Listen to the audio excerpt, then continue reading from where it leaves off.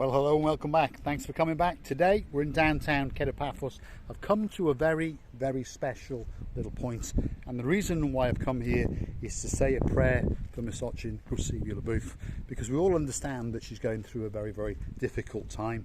So let's be quiet and enter this rather nice little church. One of her favourite places, by the way, the St. Nicholas Church in downtown Paphos.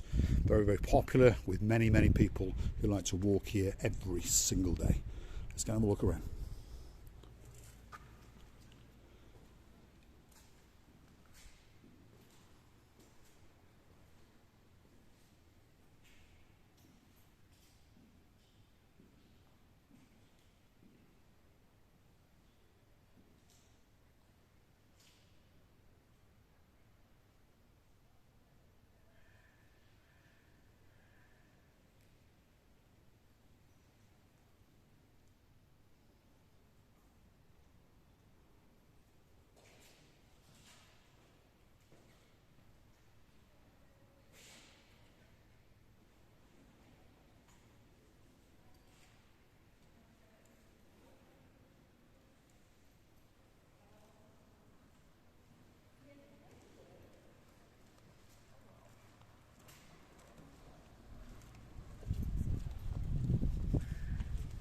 Absolutely spectacular. It takes your breath away.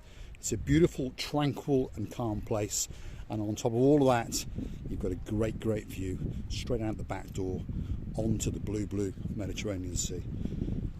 Marika's going through a very difficult time at the moment. We communicate every single day and every night, and she's a very strong girl, but it's a very difficult thing to go and bury your father. We understand it's coming to all of us, and the majority of us do have to do it. Otherwise, of course, it's even worse if the father has to bury the son or the daughter. It's one of those facts of life, something that we all understand, but something we don't really think about until it happens.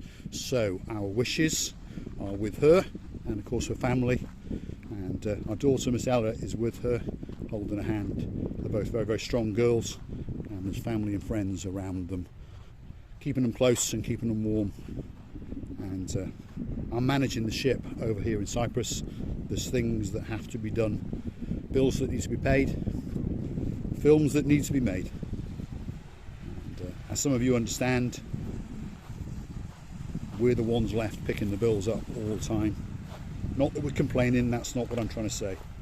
But someone's got to do it, shall we say. And that someone is Marika and me. You never know, there may be a place somewhere in heaven for her, and possibly for me. You never know. It's possible. But look at that for a view. Doesn't get much better than that. There's people, if you look carefully there, swimming in that sea. That's just how warm it is. Miss Dawn, Mr. Sean, if you're watching us, while you consume your breakfast, drink your cup of tea, feast your eyes and digest the beauty and the spectacality of the downtown Paphos area. We're sending you lots of love and beaming that sunshine straight into your kitchen or your living room, wherever you're sitting down. We wish that to all of our family members, wherever you may be in the world, whatever problems you may have.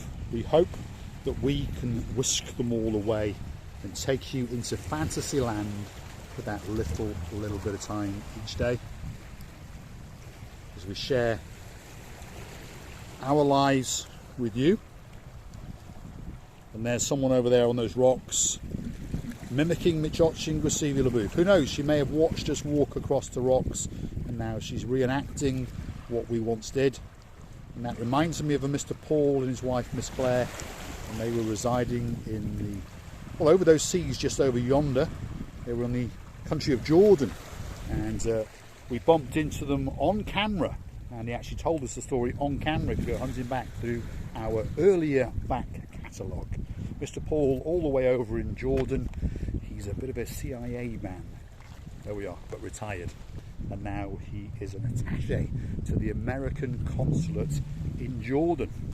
There you go. rather important chappie. If you're watching, Mr. Paul, very, very good, happy New Year to you and to Miss Claire as well.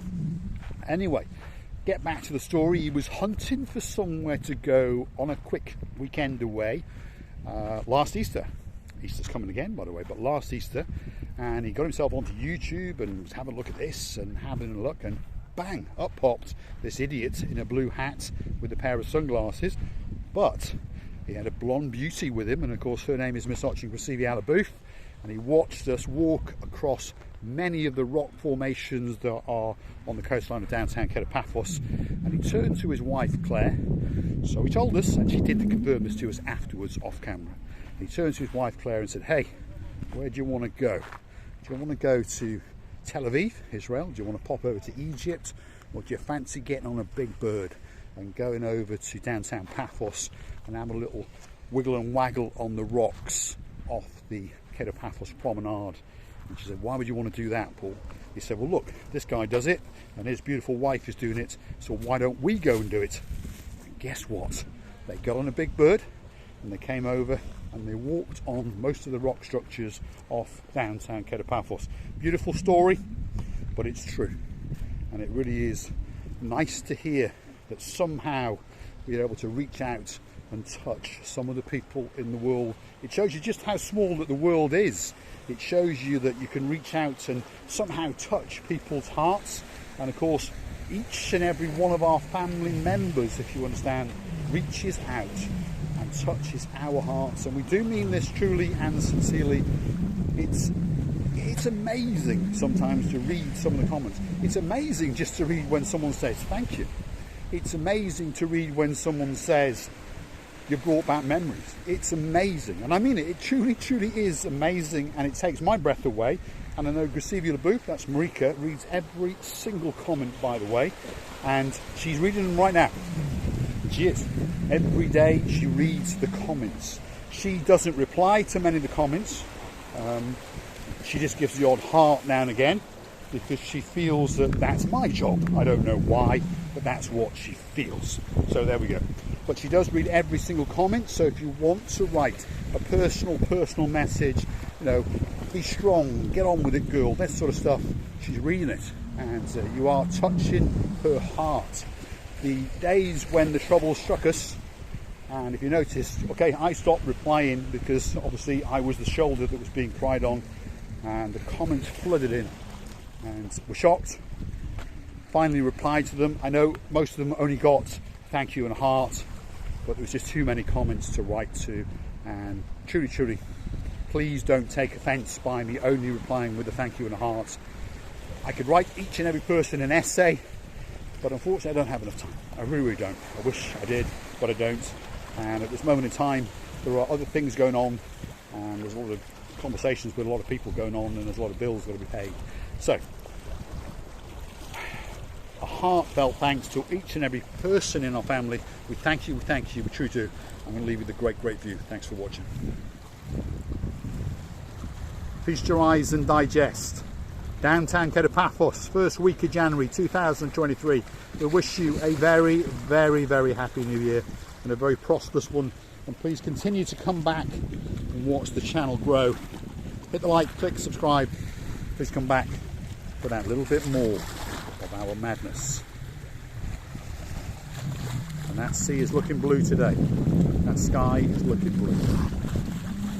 There's a lady on the rocks, and she's gathering her thoughts, and she's getting ready to take on the year of 23 by the horns, as they say. And she too is going to have a fabulous year, as each and every member of our family members are. And yes, Miss Andrea, my feet have just gone wet. Don't forget to bring me my blue feelers. Look at that, yet again.